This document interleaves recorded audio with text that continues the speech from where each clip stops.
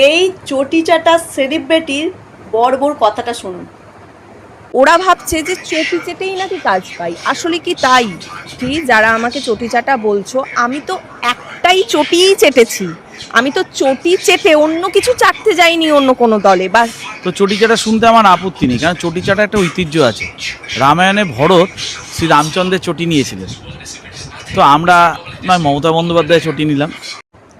গর্ব করে চটি চেটেছে সেটা বড় বউ বলছে, তার আবার কিনা সেলিব্রিটি সিরিয়াল করে, বলছে সিনেমা সিরিয়ালে কাজ জুটছিল না না, চটি চাটতে এসেছিলেন ধান্দাবাজি করে। কেন? চুরির পয়সা খেতে না, চুরি পয়সা ভাগ বসাতে। বলছে কিছু তো করেছে, হ্যাঁ করেছে তো, চুরি আর দুর্নীতি ছাড়া কী করেছে? যখন তিলোত্তমার মতন ঘটনা ঘটে গেছিল তখন আপনাদের মুখ কোথায় ছিল? সাপোর্ট করেছিলেন না? এই ধর্ষণ কেস, খুনের কেস, তামান্না, 26,000 চাকরি বাতিল, সব নিজেদের ধান্দায়। এইসব কোনো ব্যাপার নয়, মানে চুরির পয়সা খেতে গেলে এইসব সাপোর্ট করতে হয়।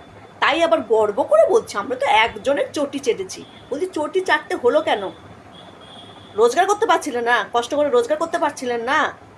হ্যাঁ, বলছি রাস্তায় বেরোবেন যখন লোকে চোর চোর স্লোগান দেবে, শুনতে ভাল লাগবে?